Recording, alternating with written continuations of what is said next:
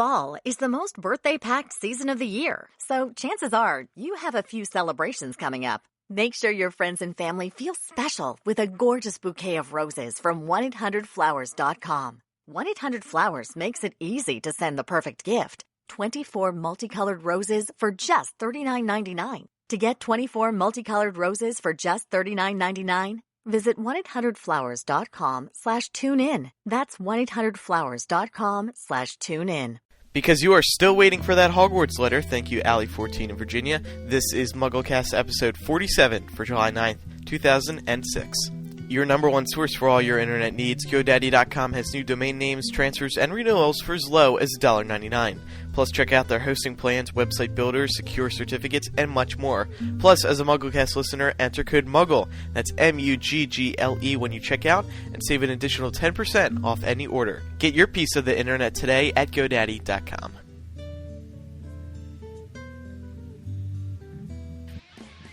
Hello everybody and welcome to MuggleCast episode 47. I'm Ben Shane.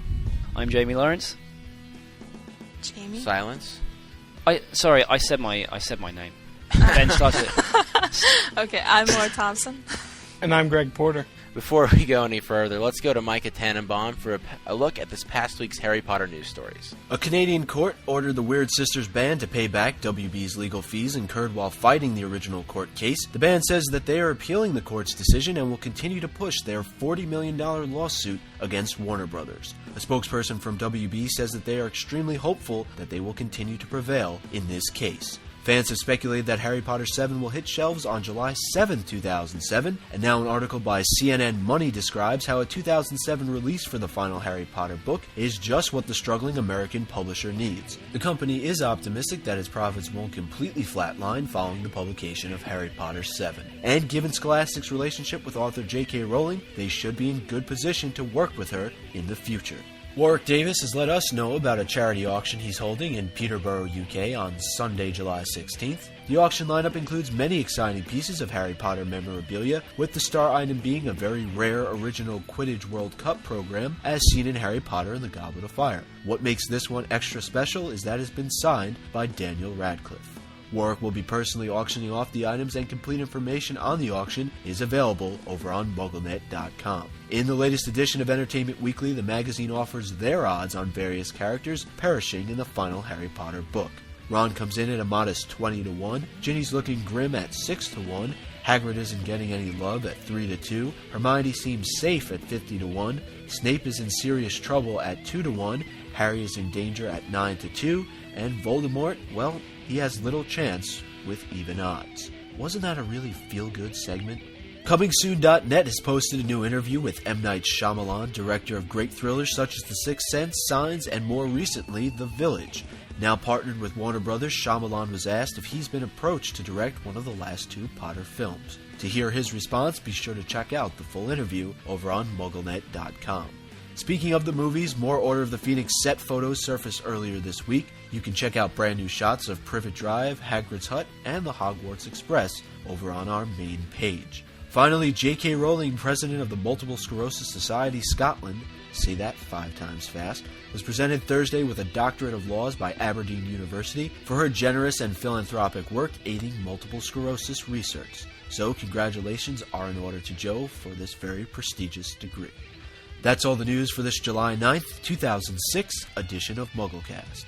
Back to the show. Thanks, Micah. Before we move on to this week's listener rebuttals, let's take a look at a few announcements. Buy your MuggleCast t-shirt. Jamie, why should they buy a MuggleCast t-shirt? Because we haven't ever told them before, so I doubt many people will have bought theirs, you see. So I thought we'd provide, one new announcement so everyone can get theirs in time for Lumos and New York, which leads smoothly into our next announcement, doesn't it, Ben? Yes, it does. We need you, if you're going to be attending either live podcast, either in New York City or in Las Vegas for Lumos, you need to visit leakymug.com and RSVP. Jamie, what does RSVP stand for? Right. My French accent's going to be ridiculously rusty. It's Répondez s'il vous plaît, which is please reply, or reply please. Mm-hmm. So please reply. Move on to our next announcement. Everyone, please vote for us in the 2006 Podcast Awards. We are going for Best Entertainment Podcasts and People's Choice. So you can do that by going to podcastawards.com. And remember, nominate us once every 24 hours. Okay, so we have a chance to win a podcast award. And go to California. Yeah, so you want to go to California. Yes. So wait, What... didn't you forget the best podcast called MuggleCast award? Oh yeah. Please, yes. please vote for us in that category. It's we That's we the really most We're up hope against to three win. others. Yeah, it's going to be but Greg, our main contender is that one called MuggleCast. You know, it's sort of between between us and them. There's some people over this podcast called Nobody Likes Onions that I heard they really, really want to see us win the podcast awards. So please go ahead and vote for us at the podcast awards. Another thing that you should vote for us for is vote for us on Podcast Alley, because right now our friends over at Pottercast are beating us. So we need you to vote, okay? So please go vote for us at Podcast Alley. Right, Jamie? Yes, please do. Please do. Remember, if you vote for Pottercast, it means you hate us. You don't hate us, do you? And also, every time you vote for Pottercast, God kills a kitten. Yes. Twice. So no voting for Pottercast. Vote for MuggleCast, people. So that wraps up this week's announcements. So in short, buy your MuggleCast t-shirt, RSVP for Lumos, vote for us in the Podcast Awards, and Podcast Alley. Here are our this week's voice rebuttals sent in by listeners who have feedback to give us on the past week's show. Hey, my name is Cheryl, and I'm calling from Santa Clarita, California. And I'm calling as a listener rebuttal for MuggleCast number 26 in reference to the Aquamancy. And I side with Ben regarding the pensive and the memories. I do believe that the memories are still stored in your brain.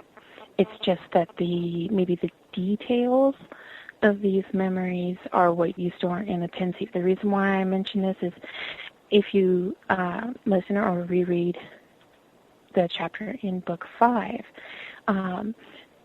it does not clearly say that Snape is removing those memories from his brain for the lesson with Harry. He's just doing it. Maybe he's saving the memory to look it over the discussion that they just had. But nowhere does it state that he has to do it so that Harry doesn't see it. Otherwise, why would Harry suddenly see all his past about him being as a child, being beaten and all that? I'm sure Snape wouldn't want him to see that. So, either way, I just want to say I side with Ben on this, and I do not think that just because you put it in the pensieve, you have no memory of it. Otherwise, how do you know what's even in the pensieve? You don't even remember it's there. So, okay, bye. Hi, this is Christina. I'm in Pennsylvania. I actually have a listener rebuttal. You were saying how Dumbledore's memories are in pensieve, and you were talking again about how whether or not it's a copy or the actual memory. I think it's more of a copy because if you remember, his memory of the prophecy is in both the Hall of Prophecies and in his own pensieve. So, what about that? I think it's more of a copy and a compression inside your brain. Okay? Keep up the show. It's great. I love it. Bye. Hello, this is James. I live in Baton Rouge, Louisiana, and I was just noting on episode 46 how you were talking that Joe does not want to leave it open for a sequel for the Harry Potter 7. That could mean that Harry is going to die. However, it could also mean that the epilogue could take place far in the future with Harry looking back on his adventures and how he put down Voldemort and how he has lived a happy life since then. That's all, and a great show, and I will talk to you. Okay, now it's time for this week's listener rebuttals, ones that are sent in via email by several visitors.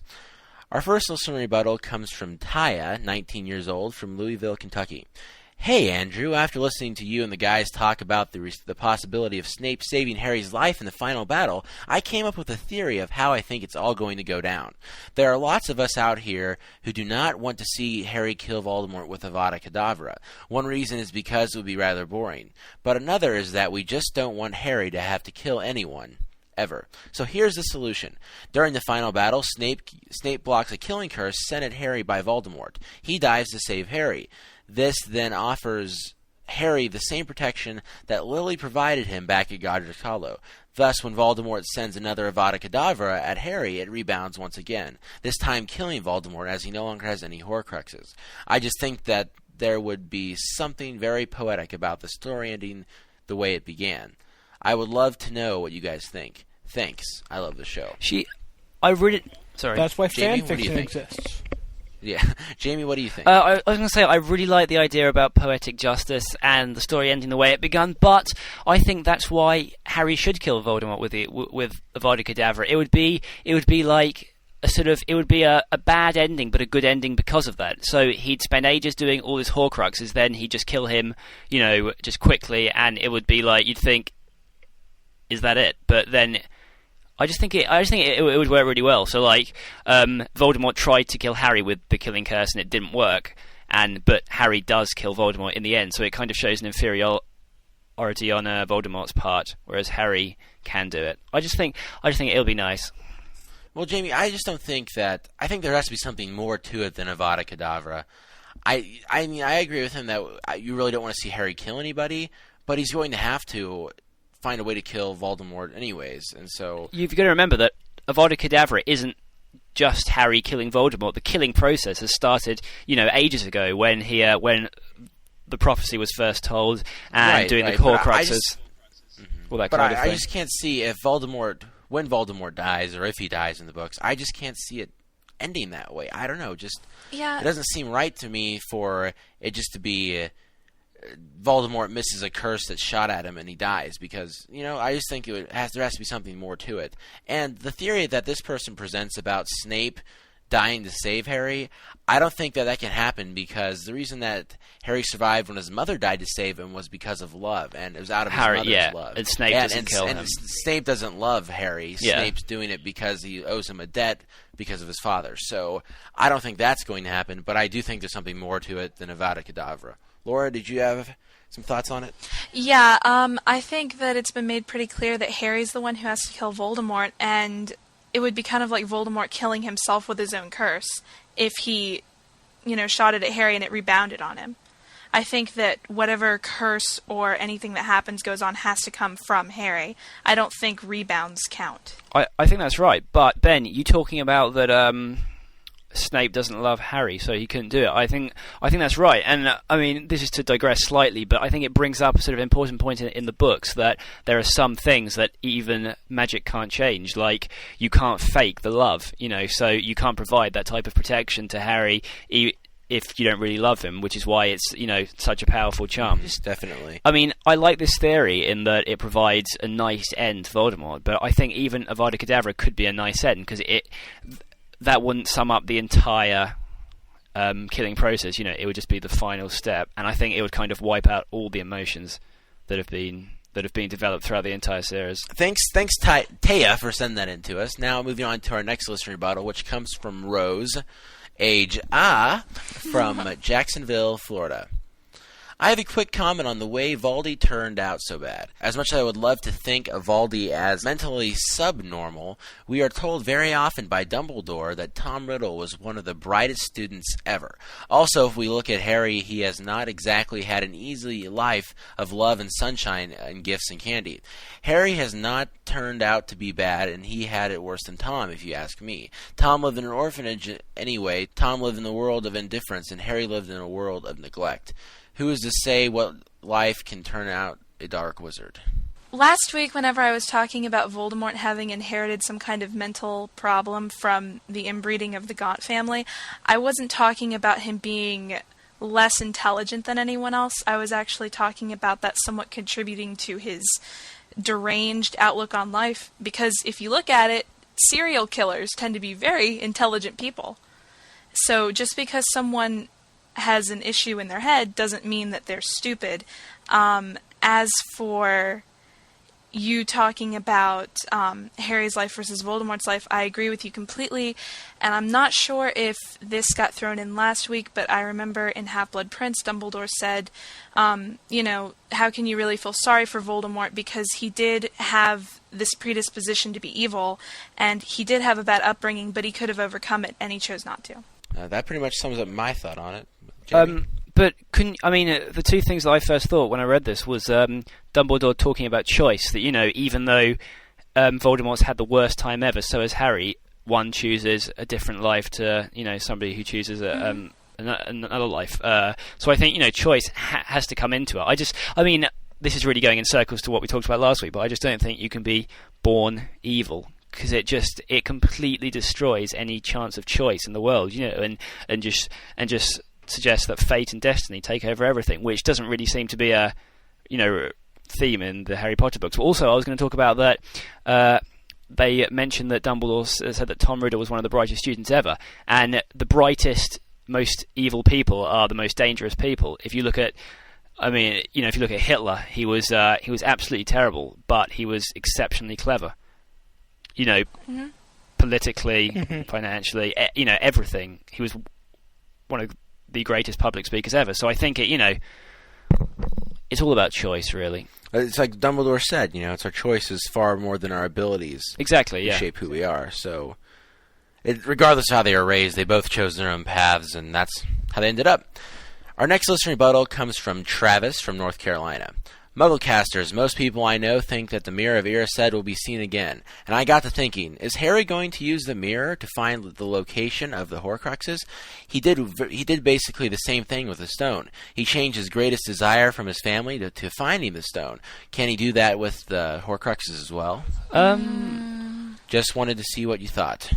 No, I'm going to say no, because the reason that he got the stone was because Dumbledore made it that way. Yeah, Dumbledore made it that way. So if Dumbledore wouldn't have made it that you can get the stone from the mirror, then it wouldn't have happened.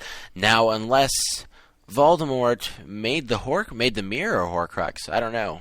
I don't think so, because that would also require Dumbledore knowing, or whoever created the mirror, knowing where the Horcruxes were. And I don't think Voldemort would want to use something that Harry already knew how to use. Clearly from the first book. Isn't there a difference between using the mirror to find the Horcruxes and using it to get the Horcruxes? So he could look into it and see himself, if his deepest, most desperate desire was to see where the Horcruxes were, he could see himself finding it. But I think that it must take a lot to change your greatest desire from seeing your family, who he hasn't ever known, to finding the Horcruxes. And also, surely, however much he wants to see where the Horcruxes are located, his deepest desire is always going to be over and above that, say, to kill Voldemort. Mm-hmm. So even though he really wants to find the Horcruxes, he wants to kill Voldemort more. So it could be like it's a catch-22, situation with a mirror. I think it's possible, though. There's got to be a loophole somewhere that allows him to do it. Well, okay, the thing is, Jamie, is that if Harry looks into the mirror, and his greatest desire is to have all the Horcruxes, it's not going to show him where the Horcruxes are. It's going to show himself holding all of the Horcruxes. No, because if his greatest desire was to know where the Horcruxes were located, not for him to have them all, then it would do. If his greatest desire... it depends on the wording and, what his greatest desire is. If he really, really, really wants to be with the Horcrux, then it can show him with it, so then he'd know where it was. I think it depends on how you interpret your greatest desire, like that. That's definitely true. But I just can't see the mirror being able to guide him to it, because then the mirror would have to have some innate knowledge of where it actually is located. Yeah, that's what I was going to say. You would kind of have to have a different point of view on what the mirror can actually do. Can it show you something that you don't know? Something that you have absolutely no knowledge of. Like if you mean if your greatest desire was to know what the meaning of life was, could it tell you the meaning of life? Yeah, along those lines. Or like if someone went and buried something, like a Horcrux, and you had no clue where it was, could it show you where that is? Because it's not like it's programmed into the mirror to know everything. It's not God. No, but I assume the mirror hasn't seen Harry's parents before, but they obviously look like... I assume they look like what they look like. I'm talking about the mirror reflecting things that you know, and obviously I think Harry must have some kind of knowledge of his family. And recollection of what his people look like. Well, but that's not true, though, because don't you remember Harry looking into the mirror and saying he saw people who looked like him, who had eyes like his and had hairs like his? Yeah. So, is it... But I don't think it's that... But was actually images of his family members? Or, it's all hard to explain because we don't know the magical process that goes into actually propagating images to be reflected on the mirror. But Ben, I think it's a contradiction in terms, though. Sorry, go on. I think it was you that said it a few episodes ago, that everything that happens when you're a baby, you can remember it. It's just in a different part of your brain that's pretty hard to access. So what if Harry had recollections of these family members that he saw as a baby? That's true. That could be possible, yeah. But the thing is, it's a contradiction in terms. If Dumbledore says that the mirror shows nothing less than the deepest, most desperate desire of our hearts, but then we say that it can't show things that it doesn't know. It can't do both, you know. If your deepest desire of your heart is to find out the meaning of life, it has to show it to you. But that's where magic comes in, you know. We can't explain this. Right. Well, that was an interesting discussion. But do you guys, the final thing he addresses, do you think that we'll actually be able to see the mirror again? We do, don't we? That... Doesn't Joe say that it's going to make another appearance? No, that was the car. Oh, really? The You sure it Ford wasn't the mirror? Anglia. I'm pretty sure. Oh, okay. Because I recall, I don't know, maybe Jamie, you read Galadriel Waters' books because I have, she yeah. says, I think we will be seeing this mirror again. Like, except she had it backwards, kind of clever, like the Mirror of Erised has on it. You know, I should know whatever, but your heart's desire. Yeah. Why do we always ask questions on here that we don't find an answer? We give one side, then we do the other side, and then we say, yeah, well, it could be either way, really, couldn't it? Yeah. Well, I'm of the opinion that you have to have some kind of knowledge of what your desire is. I mean, or at least some kind of opinion, because what if the mirror reflects, you know, if it reflects what you want, couldn't it reflect your opinion as well? That's true, but Jamie, how could the mirror show you the meaning of life? Because if the mirror could show you that, then you wouldn't have the purpose of discovering the meaning of life. But no, the mirror reflects your heart's desire, and Dumbledore said that many men have wasted away in front of it. Yeah, entranced by what they see. But if they're entranced by what they see, then it must be pretty damn powerful. The stuff that it can show. But I don't see how it can show nothing less or more than the deepest, most desperate desire in your hearts if it's got limitations. Good point. I think the limitations are based on the person looking in the mirror, though. What you mean? It's sort of if I don't think they're based on the mirror. I think they're based on the person looking in it. But clearly, from what Dumbledore says about that people have wasted away before it, it'll show you whatever you want, as long as you're not... even if you're not worthy of it, you know, it'll always show you your deepest, most desperate desire in your heart, even if... Yeah, but couldn't it show you the deepest, most desperate desire in your heart as you would want to see it? Not as it would be, but as you would wish to see it. Well, it's getting confusing, guys. It's interesting, though. But if your deepest... I'm trying to think about this while speaking, so sorry if it sounds stupid. If the deepest, most desperate desire in your heart is, say, a subjective view of yourself, then I think it will show you like that. But I mean, obviously, yes, of course, because it shows Ron. You know, it shows Quidditch Ron. captain. Yes, Quidditch captain. I don't think that's going to happen. You know, so it obviously shows stuff that can't have a chance of happening as well, because if it's what you desire most, it's going to show it to you. Because Harry sees his parents again, and he's not going to see them in real life ever again. But as Dumbledore says, it shows neither truth nor something. So, you know, it simply just shows what you really, really want. Yeah, so it shows it from your point of view. As the Spice Girls point out, the mirror says to you, so tell me what you want, what you really, really want. Yeah, I will tell you what I want, what I really, really want. So tell me what you want, what you really, really want. I want to really, really, really want to zig. Jamie, when I look in the mirror, I see you. Really, well, I see you as well, Ben, so, you know. Aww. Okay, well, thanks to Travis for that. That's sparked a very interesting discussion. And we still haven't come to a conclusion. We still haven't really come to a conclusion. Email us your thoughts. Our next listener rebuttal comes from Serenity. I like that name. Age 16, from Boil Virginia. the land and burn the sea. You can't take the sky from me. Hey guys,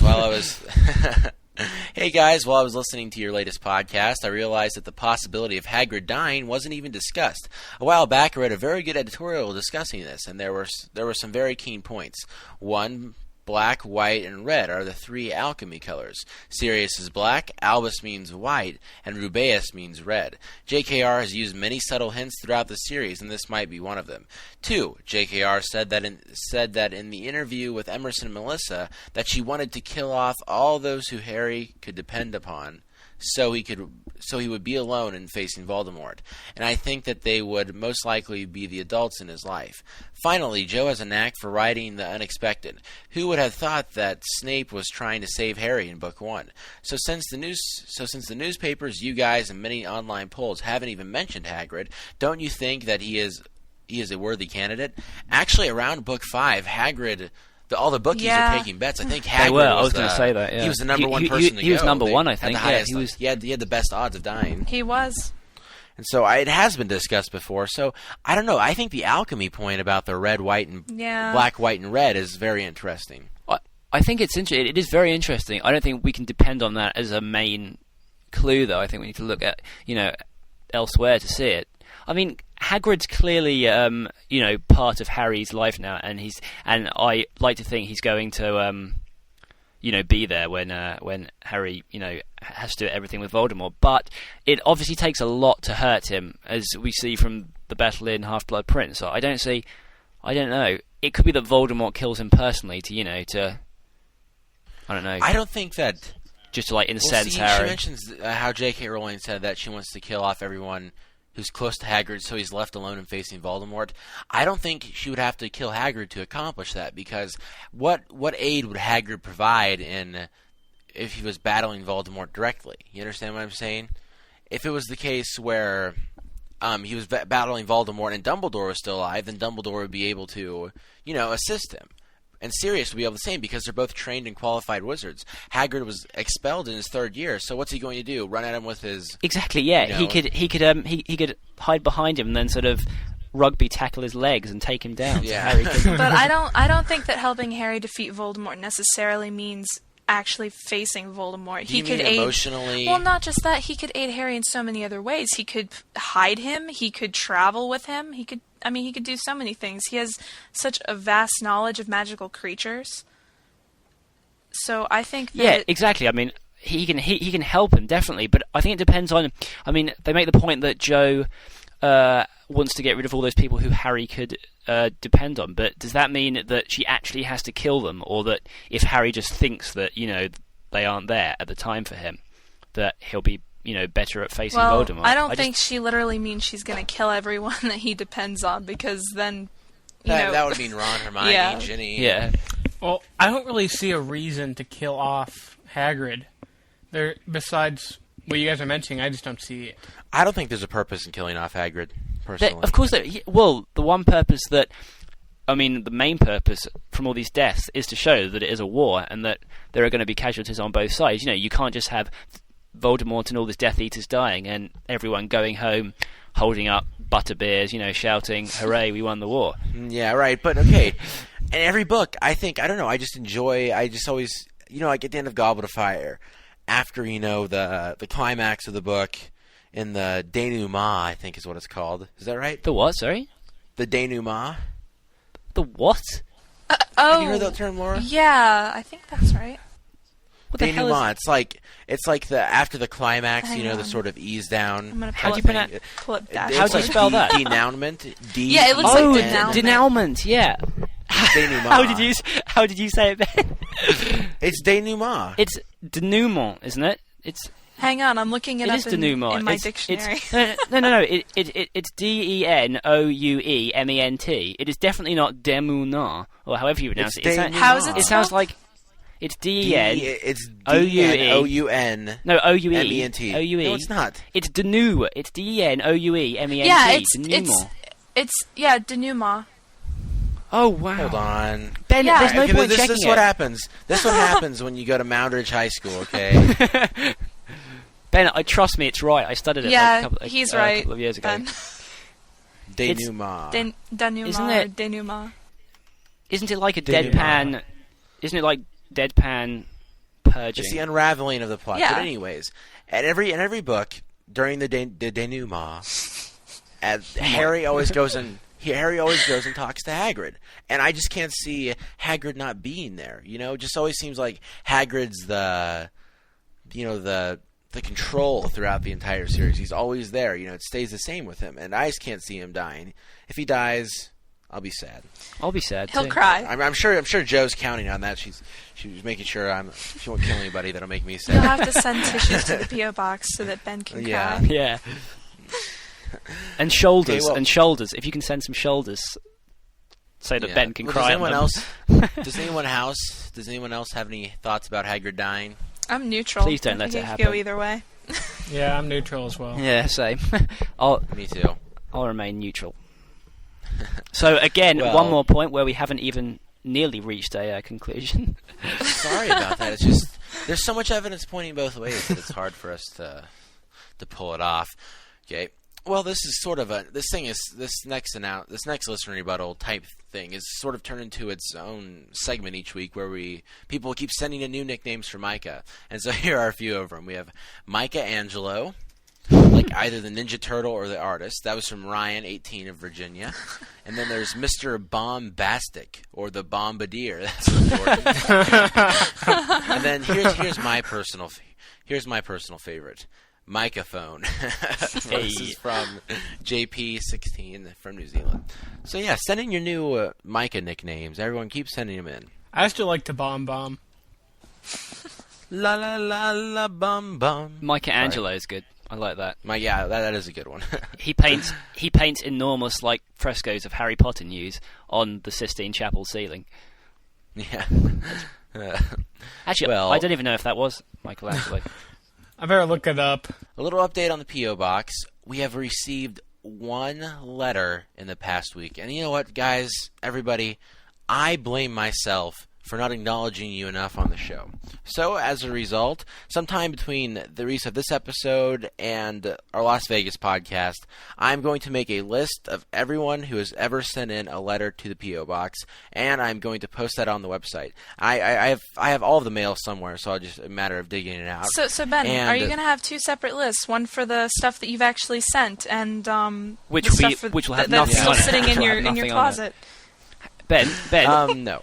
Yes? Can I blame you as well on air? Because Ben hasn't sent us anything that's come into the P.O. box. No, I have. I've sent Micah stuff, sent Eric, I've sent Laura. He sent me I've sent two Kevin. Christmas cards. Wait, you've sent everyone's except mine? Yes, because I don't feel like paying post to Britain. Ben, it's not going to cost much for buy one your letter, MuggleCast T-shirts so that Ben can pay for the postage. Please. Yeah. Well, another thing about the P.O. Box. I don't have the letters in front of me, but thanks to Joel from mwatson.us for sending me some Subway gift cards. Ben, that's your site. Ben, I know that doesn't matter. That's where he's from, and he sent me Subway gift cards. Okay, that's like me saying they came in the MuggleCast box. That's like me saying, and thanks to Jamie Lawrence for sending me a Subway gift card. Thanks very much, Jamie. That's really nice of you. So yes, any of your Subway gift cards are accepted. They are very much appreciated. The battle against childhood obesity for me continues to be waged. I'm now 15 pounds lighter than when I started, so nicely done. Applause, Yay. high five. You know, those gummy bears that you were eating before the show. Yeah. Hey, those were definitely helping. Those. I know, those were. Okay. Yeah, so... Well, now it's time... Well, go ahead, Laura. Go ahead. So I was just going to say, if you want to send your Christmas cards, send them now, and they might get to us on time. Yes. So go ahead and start sending your... Christmas cards for Christmas 2015. Send them now. Yeah. You guys are just a riot. By that time, we'll be at MuggleCast 436. Yeah. Well, did you figure that out, Greg? You're good. Greg. Now, I did that all in my head. Now it's time for this week's main discussion. An interview with David Heyman, Steve Clovis, Mark Radcliffe, and J.K. Rowling on the Prisoner of Azkaban DVD Extra, November 23rd, 2004. J.K. Rowling had this to say. Alfonso has very good intuition about what would and wouldn't work. He's put things in the film that, without knowing it, foreshadow things that are going to happen in the final two books. So I really got goosebumps when I saw a couple of those things, because I thought people are going to look back on the film and think those were put in deliberately as clues. What do you guys think that Prisoner of Azkaban foreshadowed in Half-Blood Prince, and what do you think it's going to foreshadow in Book 7? In Half-Blood Prince, the obvious thing there was the relationship between Hermione and Ron, or the love there. Oh, yeah. Oh, yeah. That's been foreshadowed everywhere, just because it's funny. That was foreshadowed before the first book was even. Yes. Everywhere. Jenna wrote a really good editorial on Muggle. It was really good reading. I really enjoyed it. One quote particularly stood out. One from Sirius. It's cruel that I got to spend so much time with James and Lily and you so little. But know this. The ones that love us never really leave us. And you can always find them. In here. I mean, have you read this editorial? Because it was really, really interesting. Well, in that editorial, she brings up the fact that Sirius himself said this to Harry could be a huge clue. Not only that, but it could easily be added into the film as a nice emotional line without knowing that it could serve a greater purpose. Not only do I think it could possibly foreshadow something to do with finding Sirius after his death, but we know that Harry's heart is essential to power he must use to vanquish the Dark Lord. So, what Jenna's trying to point out here is that it foreshadows perhaps Sirius dying, and then, I don't know, I think it just... It's to do with love, though. It's clearly got something to do with, the weapon that Harry used against... Yeah, it has to do with Harry's power over Voldemort, yeah. I just don't know if he's talking... I mean, obviously, he isn't talking, literally... Harry can't open up his chest and find his parents in there. Yeah. But I just, it depends. If he means he can find them, he can feel them, saying, come on, Harry, you can do it. Or if he can get some actual kind of power from them that helps him defeat Voldemort. I just don't know if she's talking literally, as in figuratively, or if she's talking magically, I don't know. In the movie, Dumbledore tells Harry and Hermione to retrace their steps when they go back in time. 3 turns should do it, I think.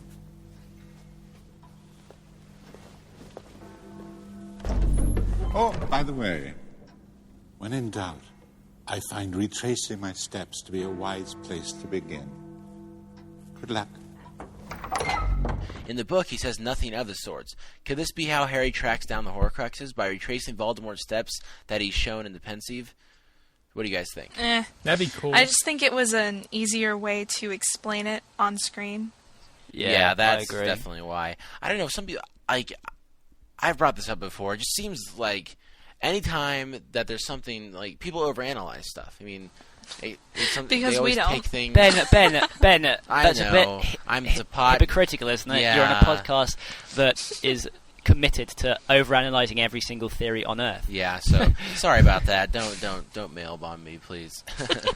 Okay, and the thing about... Go ahead. Go on. Go on. No, go on. You go if you want. Okay, the thing about this is that I think it seems a bit too logical that Harry's going to track down the Horcruxes by retracing Voldemort's steps. We know, logical's good because it gets you there, but Harry isn't always the most level-headed, logical person. I don't think he'd want to do that.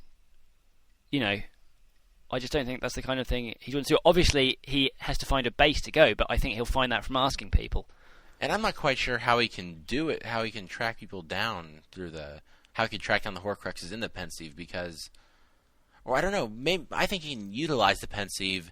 Especially with the memories of Voldemort. It'll help him, definitely. But I just don't know what, In the way I think... how much in the way I think Dumbledore's lessons that he gives Harry in Book 6 are the way of I think he had a feeling that he may not be around much longer. So he said, Harry, I need to give you as much knowledge as possible. And that's why the lessons were focused more on, filling his head with knowledge rather than... Hey, let's go out, I'll show you all these new advanced spells. It's like, hey man, look at this, I just got this from Toys R Us. It's the best spell ever. Yeah. Okay, this is going completely off on a tangent here, but Dumbledore, and I don't mean to speak ill of the dead, bless Dumbledore's soul, but the thing that really annoyed me in Half-Blood Prince was how he seemed sort of holier than thou all the time with when they were on the boat across to the island, and Dumbledore said that Harry's powers wouldn't register compared to his, and just stuff.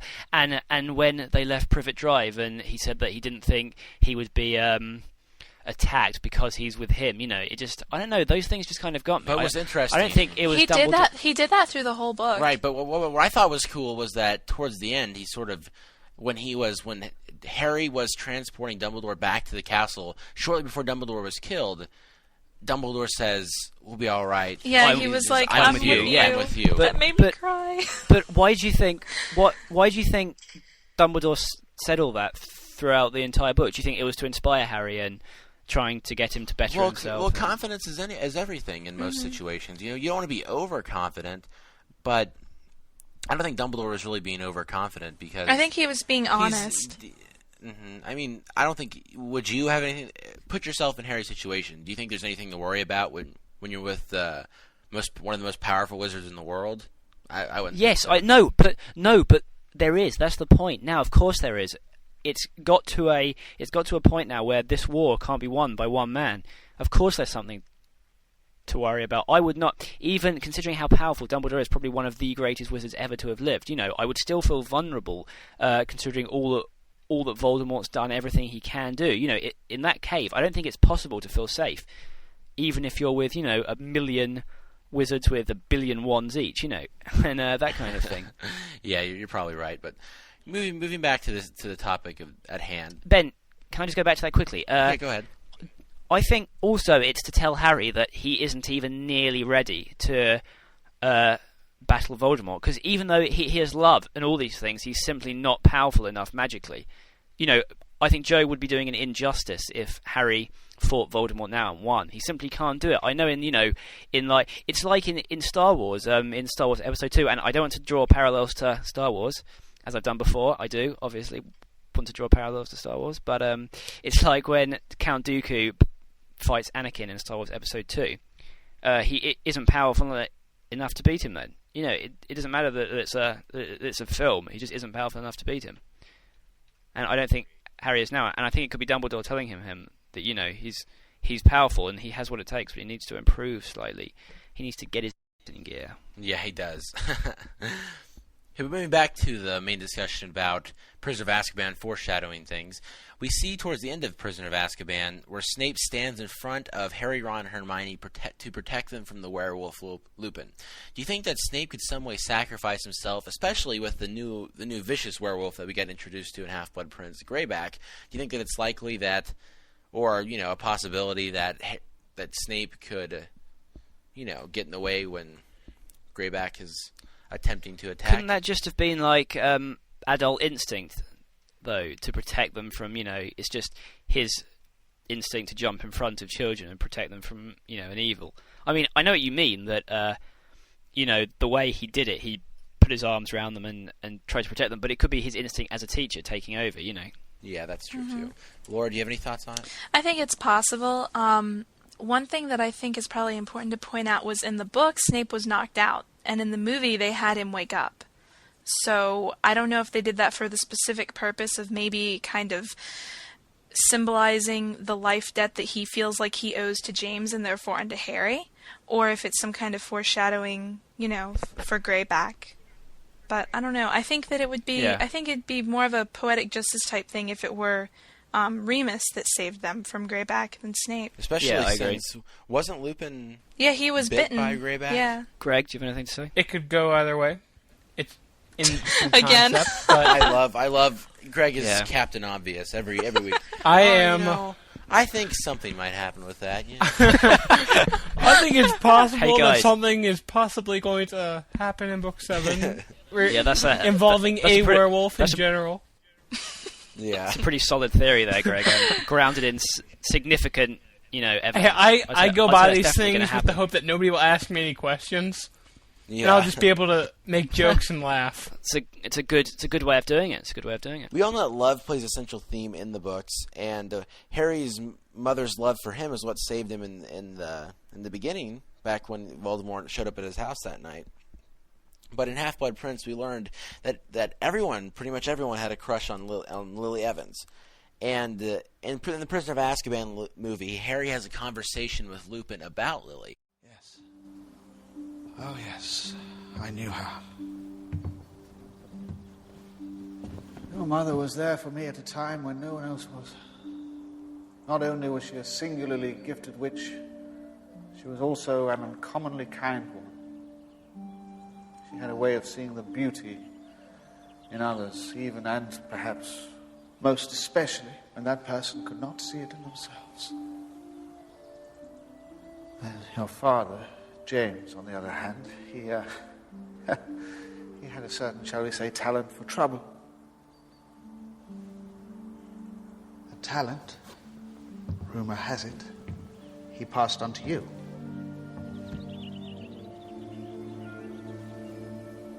You're more like them than you know, Harry. In time, you'll come to see just how much. And do you think that this was foreshadowing Slughorn saying that to know Lily was to love her comments in Half-Blood Prince? I don't think it specifically foreshadows that. I think that it could definitely be foreshadowing something, because they clearly overemphasize. Well, not overemphasized, but really emphasized it in the film. You know, Lupin's conversation through the forest and on the bridge. You know, about. I mean, it's clearly. You know, the thing about Lily is it's clearly an important thing that's going to prove really, really significant in the seventh book. I don't think it's foreshadowing anything specifically. I think it's just, again, emphasizing how important Lily was and the colour of Harry's eyes, obviously. I think it was just going off of what we knew about Lily from previous books, because especially in Order of the Phoenix, we saw that even though she wasn't particularly fond of Snape, she still stood up for him. And I think they kind of took that in the Prisoner of Azkaban movie to kind of enhance the perception of how gentle she was. Yeah, I think that's right. You guys mentioned this earlier, but the Hermione-Ron relationship definitely gets foreshadowed. It's foreshadowed everywhere in every movie, though. Yes, Jamie said that it's foreshadowed before the start of book one. Yeah, it was. But grab arm. Oh my gosh! I just grabbed your arm. I think it's quit touching my arm. Do you think it's less foreshadowing now? I mean, I personally think, especially from the third film, it's less foreshadowing and more actually getting into it. You know, because there's a point where when things are actually happening, it's not foreshadowing anymore. You know, because I mean, especially now, Joe doesn't really have time to foreshadow things. You know, things have to either happen or not. So I think it's more, you know, well, getting into it. Book seven can't foreshadow anything more, you know, unless it happens later on in the book. You understand what I'm saying? Yeah, oh yeah. Definitely. Because I was just reading Half-Blood Prince not too long ago, and I noticed that in the early on, you can definitely tell the romance stuff is going to happen. Because you see Harry get jealous of Ginny. He starts thinking about Ginny a lot more. You see Ron and Hermione. I don't know. You see Ron trying to show off in front of Hermione a lot more, but also it's definitely. But also, they had time to do that kind of stuff. You know, now it's either fight or flight. You know, they either get married. Well, you know, this is a bit sort of, you know, ultimatum but they either get married or they don't, because you know the seventh book they can't say, well, let's see how it goes, because you know there's a war going on and one of them could not be there right at the end, and also Jo doesn't really have time. She's got to tell us what's happening with them. So, do you guys think that Ron and Hermione might actually get married, or do you think they'll just be together? Well, did you see a marriage actually happening in the early parts of Book 7? I don't think if anyone gets married, it's going to be during the course of Book 7. I think we'll see it in the epilogue. I think that getting married at 17 it's kind of like war. Yeah, but getting married at 17, can you even do that? People went off to World War II for the draft. Of course you can. I mean, in the magical world, you become of age at 17. And when people were leaving for the draft for World War II here in the U.S., you heard about all these marriages. People barely even knew each other. They get married before they left. Exactly. And you know, because and it has it was their only chance. Mirror real well, life. that's like what Bill and Fleur did, though. Well, yeah, exactly. That's what they did, and I don't think that she'd need to show us that again.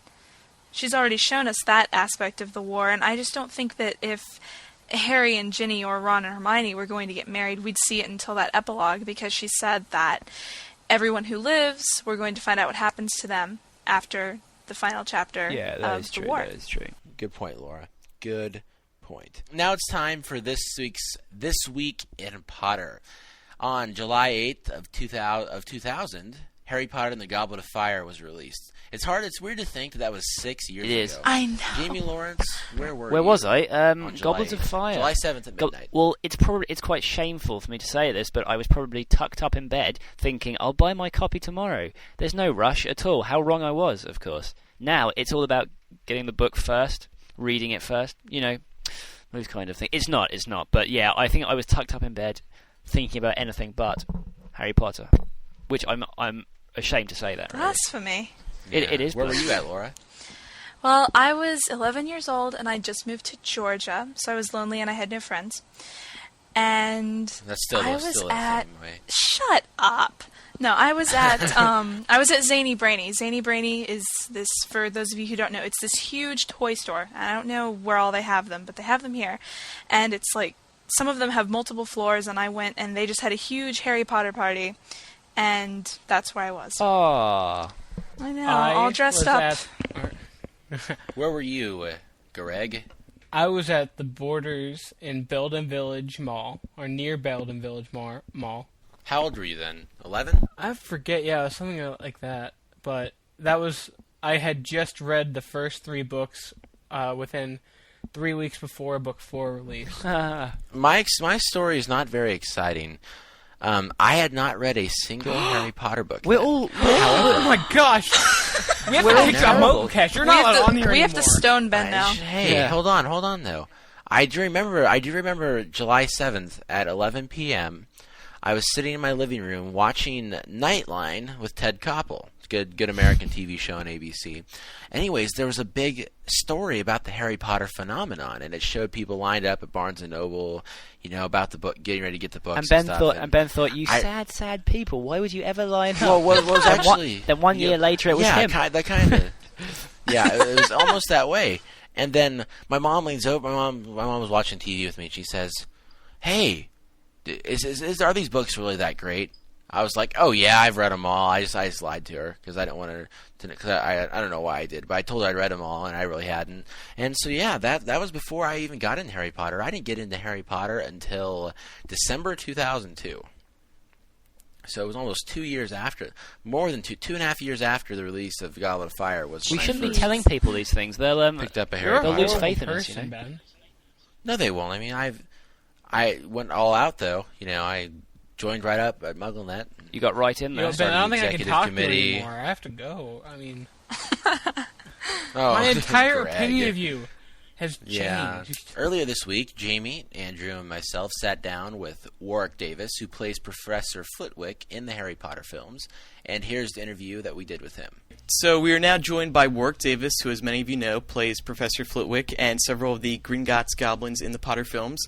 And recently he's played roles in The Hitchhiker's Guide to the Galaxy, Ray, and will reprise his role as Flitwick in Order of the Phoenix. So welcome, Warwick. How are you doing today? Thank you very much. I'm doing well, thank you. Okay, good. Thanks for joining us on the show today. It's a pleasure. Jamie, you want to get right into the questions? First question. I know quite a few people asked you this, Warwick, and especially at Collectomania. I know you got a lot of people who came up and just asked you this straight away. But can you elaborate on why Warner Brothers changed the appearance and clothes of Flitwick between films? Okay, this is something that when it happened, I knew was going to cause a lot of confusion amongst fans of the movies, and finding a very sort of straightforward and short explanation is quite difficult. When it came to the third movie, of course, the looks of the whole films had changed. Alfonso really wanted to put his mark on the films, and a lot of things altered. Anything from character looks to the actual layout of Hogwarts itself. So, and then another thing was happening at the same time. There wasn't really anything for Flitwick in the script at all, and I got a call one day that from the producer that was saying basically, there's nothing for you, but we'd love you to be in the film all the same.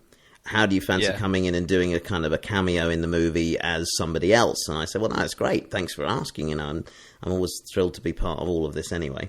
So I went in for a meeting with Alfonso, the director, and Nick Dudman, who's the makeup supervisor. And we came up with this new look for this character who would be basically the conductor of the sort of frog chorus in the Great Hall. And so we went with that. When it came to the making of the fourth movie, Michael Newell, he really wanted to use the character he'd seen in number 3 for me. And there was quite a bit more on that movie. I was on it for 45 days, so there was a lot more stuff going on. And I started to raise the question, what is this guy called? Who is he? He was known as the choir conductor in 3. Was he still that? I'd kind of wanted to figure that out. And they said, okay, no, we'll call him Flitwick. And I said, well, possibly that's going to cause a bit of confusion, but they said, no, that's what we're going to go with. We're going to go with Flitwick. All the looks have changed. It's now a bit more kind of 1950s style-y. Yeah. So we're going to go with that. So hence he became Flitwick. I like to think, in my mind, that perhaps this is a relative of Professor Flitwick. This is perhaps a brother or a cousin. He's not a professor either. He's just Flitwick, and he teaches magical music. That's my justification for it in my own mind, because it's kind of a question I get asked all the time. So hopefully now this has set the record straight there. No, that's cleared it up. Yeah. Do you prefer one to the other, or do you just see them as completely different? You can't compare them. They're played differently, and they're... I see them as being very different, to be honest. I mean, I'm very fond of the old Flitwick. It was so fun playing something that's so... There are pluses and minuses for each one. The old Flitwick is fun to play. It's fun playing somebody so totally different from yourself, and I kind of was fond of the old guy, really, in a way. But the new Flitwick allows me to be a lot more active and stuff. I wouldn't have imagined the old Flitwick crowd surfing somehow. Yeah. Let me tell you about the crowd surfing now while we're on this. That scene came about purely because I made a joke to Michael Newell, because we were doing the sequence in the Great Hall. I mean, it was the best few weeks. That was fantastic. It was very near Christmas we were shooting that, and it was just such a wonderful atmosphere. And with all the dancing, the music, we of course had Jarvis Cocker and the Radiohead guys there, and it was really a great sort of sequence to shoot. And I suggested, I knew they were going to do this mosh sort of sequence. I said, wouldn't it be funny if, as the music started, Flitwick kind of crowd surfs? And Mike Newell, of course, just chuckled and said, "Oh, super." Yeah, definitely. He said, "Actually, leave that with me." And I was like, "You what?" And anyway, on Monday, he came back in again after the weekend and said, "You know what you said? We're actually going to do that." And I couldn't believe it. I couldn't believe it. So that's how that got into the movie. Was purely because me messing about. And there's so much stuff that was never used. Whether any day you'll see it, but there's loads of stuff of Flitwick air guitaring, and I mean, there's just hours of stuff of me messing about, having a good time. So you never know; it may come back to haunt me in future. Warwick, have you had a chance to be on the Order of the Phoenix set yet? I have. I've done a couple of days there. I don't have a huge amount of work to do on this one. Well, could you describe the atmosphere in comparison to the previous films? Is it darker specifically? I mean, because the book's obviously a lot darker, and I mean, I know quite a few fans are wondering is it going to be a complete change from the other films? Because obviously they've got darker as the series has got darker and the content's got darker.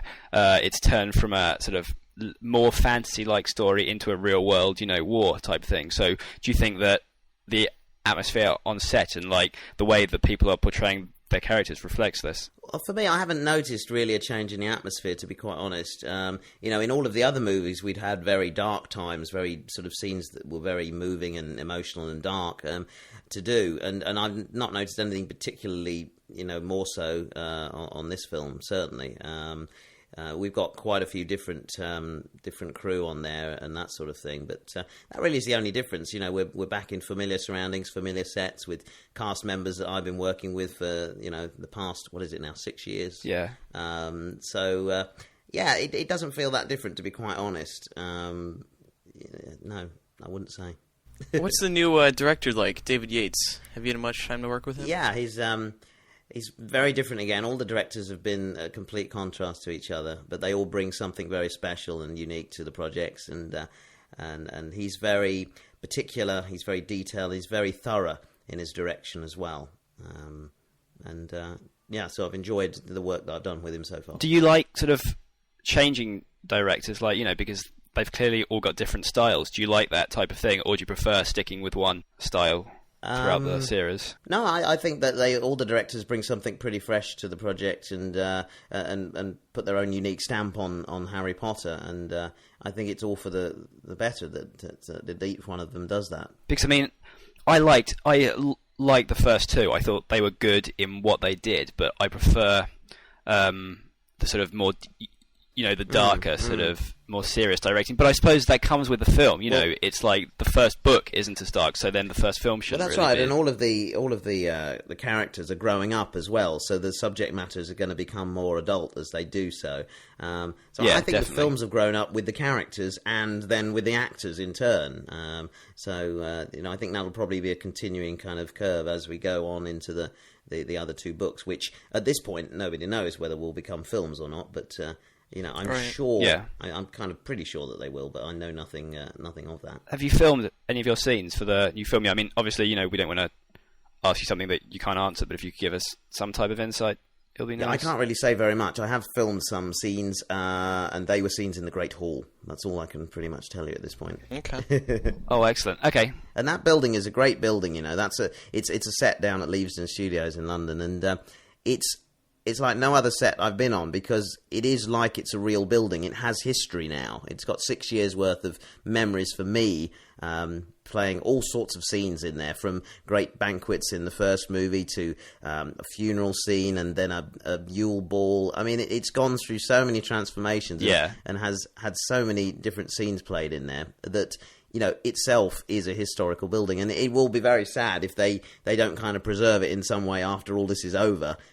Because it's wonderful to walk in there, because it is exactly as you see it in the movie. This is what's great about everything you do on Harry Potter. It's as you see it. So does it feel like the Great Hall to you, or does it still feel like you're filming in a building that changes? No, it feels like the Great Hall to me, because when you're in there and you're performing a scene, you very much kind of you're just so into the scene and into the character and what's going on. That's how you see it. So it has basically become that for me. When I go in there, I have all the memories and all the feelings, and it smells like the Great Hall, and it's got all of that that history about it. So it's it is. It's a pretty unique place. It's fantastic. Although it doesn't smell quite so good sometimes, actually. I'm thinking about this. On the first movie, we used to do these banquets in there, and we use real food. All of the stuff you see is real. The huge turkeys and all of the pigs and all the things you're eating there, it's all real. But after kind of days 2 and 3, the food is the same food. A week's filming. They don't replace it. They just kind of gloss it a bit and make it look fresh again. And they just kind of go around each scene and say, "Do not eat the food, remember." And you wouldn't anyway, because there's the smell is quite unreal. 6 days. Yeah. Oh, that's good. Because I like those kinds of grand filming locations, because I'm at university in Durham, and we spend quite a bit of time in the cathedral. And I know there's a bit of filming down there, I think, in the one part of the cathedral, I think, was used in the filming of the first film, was it? Or the second film or something. I know they have been to Durham. Yeah, I went down to Gloucester at one point, but I know they went to Durham. I just think it's brilliant how they can get all these real-world, churches and cathedrals and, sets, and just turn them into what looks like a magical place still, I just think it's brilliant. Well, absolutely, yeah, that's right. We use the cloisters, actually, down in Gloucester Cathedral, and it does look like a corridor in Hogwarts. It saves building a set, and it has a certain kind of authenticity to the stone, of course, because it's real stone, and it all works rather well. Do you think, is Professor Flitwick the kind of character that you would like to be remembered for, or does one of your other previous roles stand out for you? Well, I've been very lucky. I've had a lot of pretty good roles in my career to date. I mean, I've had a lot of roles that are memorable for one reason or another. Wicket you were the in Star Leprechaun, Wars. Correct? Oh, yeah, that's right. I'll come to him in a moment. Okay. But you've got Wicket in Star Wars, who is a character that is kind of is a character that a lot of people grew up with, a lot of kids and a lot of grown-ups now saying, "Oh, I used to have a teddy of Wicket and loved the character and all this sort of thing." So he did have he certainly made his mark there with people in the world. And then of course you've got the film Willow, which is still really, really popular. Now it's come out on DVD. You've got people have now grown up themselves and had kids. They're handing on that movie to the kids and saying, I grew up watching this, check it out. And so it's becoming sort of generational type of a film, and still, it's more popular now than it was when it came out. So I have a huge amount of sort of recognition still from that. And then coming on now to the Leprechaun, that has its own sort of band of insane followers throughout the world. I've seen a lot of those movies. Those are very good. Yeah, well, thank you. I actually saw them really recently. I thought they were excellent. I was sort of flicking through the films, and it said, Warwick Davis stars the Leprechaun. So I thought, well, I'll watch this, And it was sort of 2 a.m. and the lights were off. And they're just kind of crazy. Just kind of, I suggest people take their brain out and put it in the fridge and then watch the movie, because it's not a thinking man's movie. It's just get on and just have fun and enjoy it. And they are gradually becoming, cult movies. They're showing over here on the Horror Channel now, so people in the UK are now getting to see the movies. They weren't released here, you see, on DVD very widely, so people here were kind of crying out to get hold of them, but now a lot of people have seen them, and I'm constantly asked, especially when I go to America, to record voicemail for people as the Leprechaun. As the Leprechaun, yeah. Did you the third Leprechaun film, did you actually film in Vegas? That's right, we did. We went to Vegas just for one day, though, one night shoot in Vegas, because they're fairly low budget movies, and it's quite expensive to shoot there. So the film actually licensed lots of slot machines into California and built a set in a hotel in downtown LA. It was actually the Ambassador Hotel. It was the hotel where one of the Kennedys was assassinated, in the kitchen down underneath. It's a very famous hotel where the first Oscars were held, I believe. So we shot in there, and then we went to Vegas for one night. We had no permits to shoot, and they basically walked me out into the middle of the strip that runs through the centre of Las Vegas and said, right, try and pretend you're kind of hitching a ride. And then just shot the reactions of people and what I was getting up to. They sent me walking into casinos and out again, and just did all of this stuff, as it was happening, kind of thing. And it was fun to do, because by then people knew the character. But I just thought I was going to get attacked by some crazy man. So I've certainly done a huge variety of different things on those movies as well. It's anything from rapping to the Elvis. That's the Elvis as well. That's right. So they've been very good to me, those films, and people are crying out for a seventh one. And there's actually a kind of a spoof little trailer on the internet at the moment with Leprechaun versus Wishmaster, which is quite amusing to see. Oh, is that with Andrew Divoff? It's the guy. What they've done, they've taken clips from both the movies, put them together as if it's a trailer for a new film, and it's been very cleverly done. Because you could be convinced if you didn't know otherwise.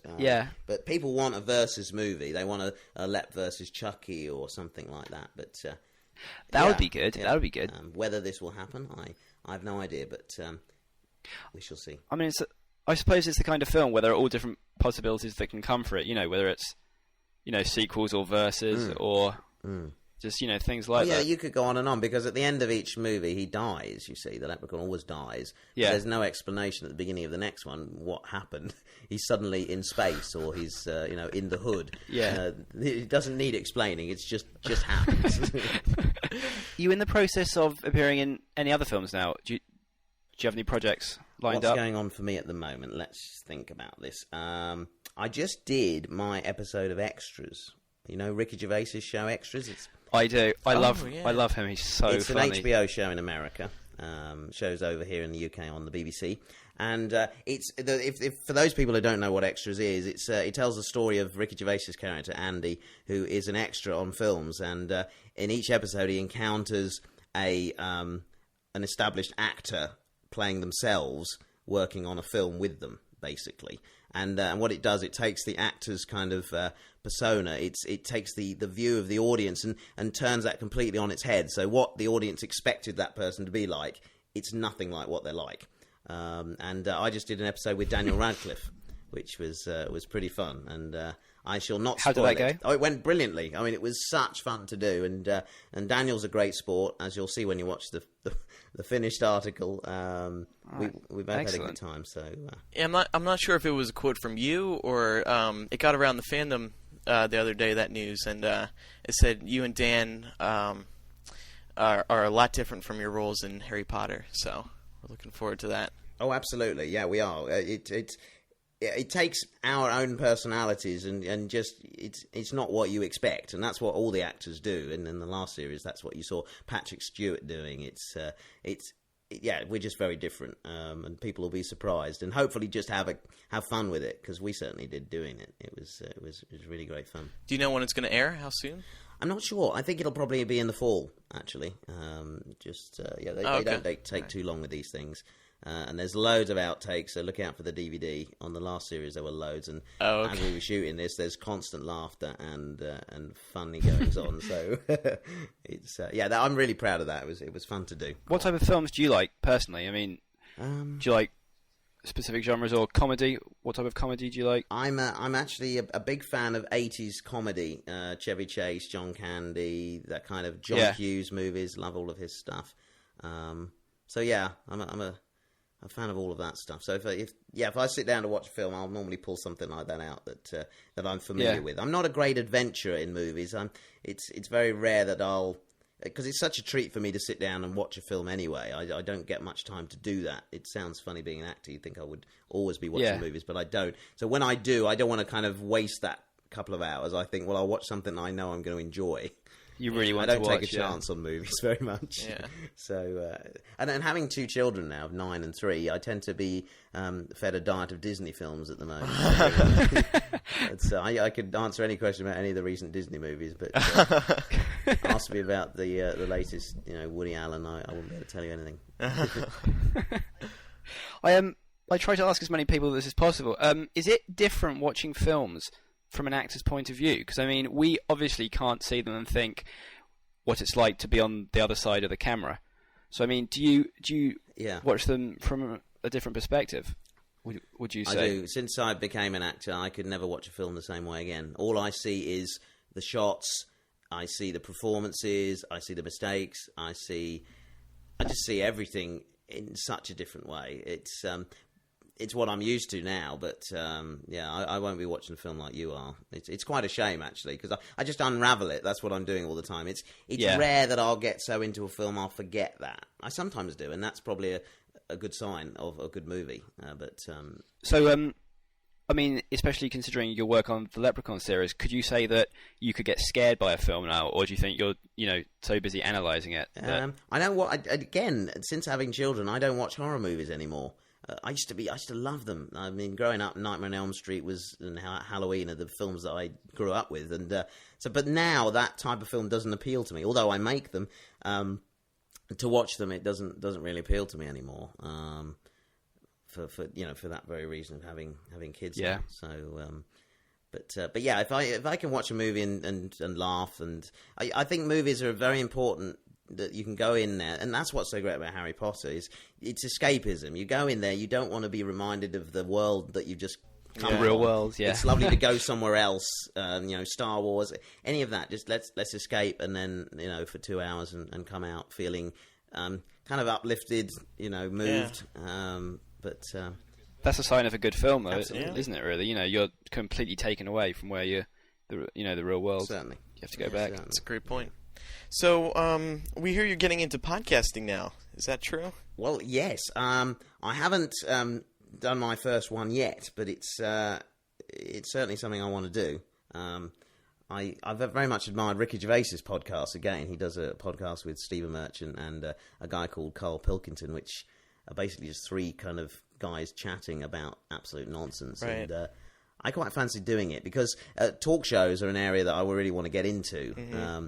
I did some work at the Star Wars celebration last year in Indianapolis, where I was one of the hosts there, and was interviewing other Star Wars actors in my stage area, and I had to put together 12 talk shows. And it's something again I went on to do at Walt Disney World this year. I spent 5 weeks there at Star Wars weekends, acting as the host and the interviewer, and just enjoyed it so much, and a lot of people said, you should really do a talk show, and so that's something that I want to get into. But I thought, well, podcasting is every man's radio; anybody can do it. Right. And I thought, well, I'll start this kind of talk show experiment with a podcast, and then prove myself there, and then move into, hopefully television. Talk show, yeah. But I've got a great name for it: Small Talk. Oh, okay. Nice. I mean, it's a great medium because there's really no limits, and if you go look on iTunes or any other podcasting directory, you will find a podcast on every little topic you can imagine. And I know Ricky's show has gotten huge numbers, huge listener base, and now he's charging for the shows, I believe. So it's record breaking, the first one, and yeah, the second, even the charged one, was record breaking. It made the most money of any podcast ever. Yeah, it's amazing. They're just great. I every time I'm driving to London for work, and it's about an hour and a half in the car, I'll download a podcast before I go, and it's better than tuning into the radio. There's no commercials. Right. You can pick your topic that you want to listen to, and they're fantastic. Exactly. Fantastic things, yeah. I kind of see them as sort of bringing radio to, the public. It's like amateur films, that's to do with video, but now this is trying to bring, every type of medium to anyone, it's just kind of like that. Well, anyone can have a radio show. If they've got a computer and a microphone and a little bit of knowledge, because there is a little bit of jiggery-pokery to do. Yeah. Yeah. But, pretty much anybody can do it, which is what's so great about it. Yeah, and, exactly. So yes, I will be attempting that. I want to do it with another actor friend of mine, but he's in London. But using the techniques that you've been teaching me, no limits. Yeah, absolutely, you can do it. Yeah.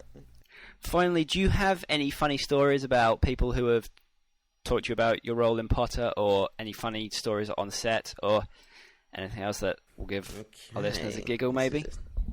This is a tricky one. I knew this one would be coming at some point, because it's always difficult in interviews to answer. I should have a stash of funny moments in my mind. Let me think now. I mean, there's some. I don't know. They don't necessarily relate to Potter, but there are scary fan moments. I have fans who have tattooed images of my characters upon themselves. Really?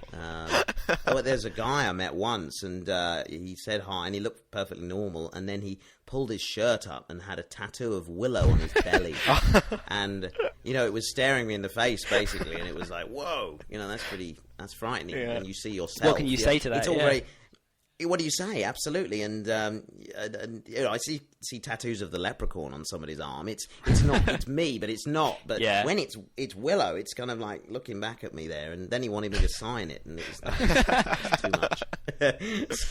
But again, another really kind of surreal thing about being an actor and now becoming kind of more recognised, I suppose, is that I'll arrive home from being out somewhere and check my emails, and I have a guest book email that comes in from my website, and that somebody would have written saying, "Hi, Mr. Davis, I'm the guy who was washing his hands next to you today in the bathroom. I didn't want to bother you, but just wanted to say hi." And then I'll think back and think, yeah, there was a guy, and I was a bit worried about him because he was looking at me out of the corner of his eye. So that's the kind of things that you... that's right. But he was, people will often write in and say they didn't want to bother me, but they were the person that was in such a place at such a time. So that was always quite... That's a nice story. Yeah. But I've got nothing Harry Potter specific, I'm afraid to say. That's okay. Just to say that we do all have such a good time working on the films. They're with the crew on that is such an efficient and professional crew, but at the same time the atmosphere is very relaxed, and we're all having fun doing that job and enjoy being part of that. We know we are only a handful of people that have the privilege of doing it, and exactly, yeah. It sounds like, the impression I've got throughout, all the films and all the set reports and all the sort of, info that we get, that it's just like a whole big community you've got there. It's not just, Yeah. I don't know if this is the case on other films as well, but it seems to be amplified on Potter especially, that everyone's friends with everyone. You can always have a laugh. Oh, absolutely, yeah. It's like a family. No, these people have been working together for 6 years now, so you know each other very well, and it is like the start of a new term again. Yeah. Each time we start a new film, it's like the start of a new term, and everyone's grown up a bit. Everyone's changed, bit wiser, I suppose, as well. Yeah, and everyone's refreshed at the beginning, and then absolutely tired out at the end, and so it's pretty much like school, except each year you have a new headmaster in the director. Yeah. And but it's good fun. I desperately feel very honoured, to be doing it, because what a great British cast that we have. Definitely, each time. yeah. I'm always intrigued to see who is the next actor or actress that will be joining us, and I feel very lucky because I'm only one of a handful of actors who have come through all of the films. Handful of adult actors, should I say, that are in all of the films so far. I feel like part of the furniture actually now. you know, a bit of the set dressing. Yeah. So are you going back to the Order of Phoenix set anymore? Or are you... I will be. Yes, I have some more time in August to do. Okay. All right. Well, that concludes our interview with Warwick Davis. Thanks very much for joining us on the show today. Very good. I just wanted to say one more thing. Okay. Before we go. Sure. I know I'm probably dragging this out, okay. but that's fine. I want to let people know people are in the UK most definitely, but if you're not, then don't worry. But I'm holding a charity auction on Sunday, the 16th of July here in the UK. And we've got a couple of really cool Harry Potter items in there. Just want to let people know about. We have an original Quidditch World Cup programme, as used in the Goblet of Fire, and it's signed by Daniel Radcliffe. Nice. And the Quidditch World Cup programme is not just a piece of paper. It's a wonderful kind of... It's a booklet, but it's hugely detailed. I can't really describe it. I was so thrilled when I received it from Warner Brothers because it is a great prop and something that's pretty rare. Especially now Daniel has also signed it. So that's a cool thing. I also have a wand box, which I know there are a few out there, but I have one that's signed by Daniel, myself, and Devon Murray, who plays Seamus. And I've got lots of other signed pics from Potter people. Yeah, that's the highlights of the auction. So if anybody's interested, go to my website, warwickdavis.com. On there, you can read the auction catalogue for yourselves. You can also get details of how you could make a telephone bid on the day if you're interested, or details of where to come to be there as I auction these items off in person. So, very good. So go check it out, warwickdavis.com. Thank you, No guys. problem. Thank you, Warwick. It's brilliant. Thanks a lot. Thank you very much. Good to talk to you. To make it so that you listeners are able to burn the show on a DVD, we're going to have to cut things short this week and eliminate the voicemails from the show, but they will be back next week. And we have some more options for visitors who are not located within the United States.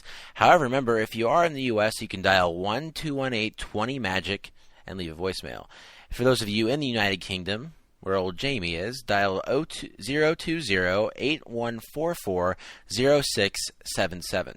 And for those of you in the land down under, in Australia, you just said that in a British accent. You can dial 02-8003-5668.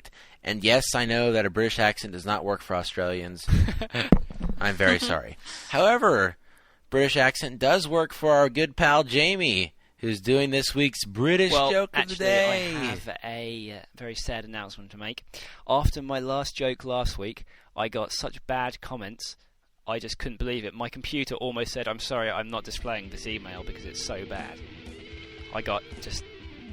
It was a terrible joke, I must admit. But so, instead of going on Google and typing in funny jokes, which I've never ever done before, I might add, just to find a joke, I am going to get 2 excellent jokes for next week instead of doing one bad one this week and one bad one next week. So please tune in next week for 2 jokes of the day, because I can't think of any for this week. I'm sorry. I'm going to hold you to that, Jamie. Jamie, you better do that. I will. They're going to be so good. Will. You're going to be laughing before I even tell them. They're that good, if you just sense them. Well, yeah. Well, everybody, that wraps up MuggleCast episode 47.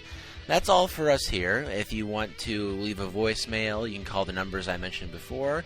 Leave any feedback, comments, or listener rebuttals by contacting us at mugglecast@staff.mugglenet.com. And by going to mugglecast.com, you can view all of our contact information and select us from a contact form. And also, finally, a low bandwidth version of the show is now available. So go ahead, and for those of you on dial-up, you can download the show. It will not be as good audio quality, but it won't take you 3 years to download like it was before. So go ahead and download the show. And so that wraps things up. I'm Ben Shane. I'm Jamie Lawrence. I'm Laura Thompson. I'm Greg Porter. Join us on MuggleCast episode 48 next week. I have a feeling Andrew will be back, and some more of the regulars will be. So, bye. Good night, everybody. Good night.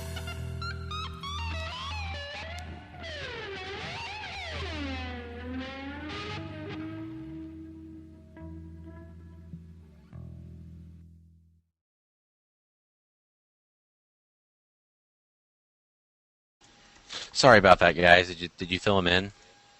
No. What happened? My boss came in the room. I'm here at work, and he came in the room and started asking me all these questions. Like, dang it, you can leave now. Did you tell him what you were doing? You couldn't know because you get into trouble. Well, he probably would have. I should have said, the guy from the Leprechaun. He would be like, "Oh yeah, yeah." I could have chuckled and yeah. Do some of the noises, man. Fall is a season of gathering that brings us together with warmth and color. So whether it's a birthday, anniversary, or a special event, celebrate your friends and family with a gorgeous bouquet from 1-800-Flowers.com. 1-800-Flowers makes it easy to find your reason and brighten someone's day with exclusive offers and great values on bouquets and arrangements. To order today, visit 1-800-Flowers.com/tune in. That's 1-800-Flowers.com/tune in.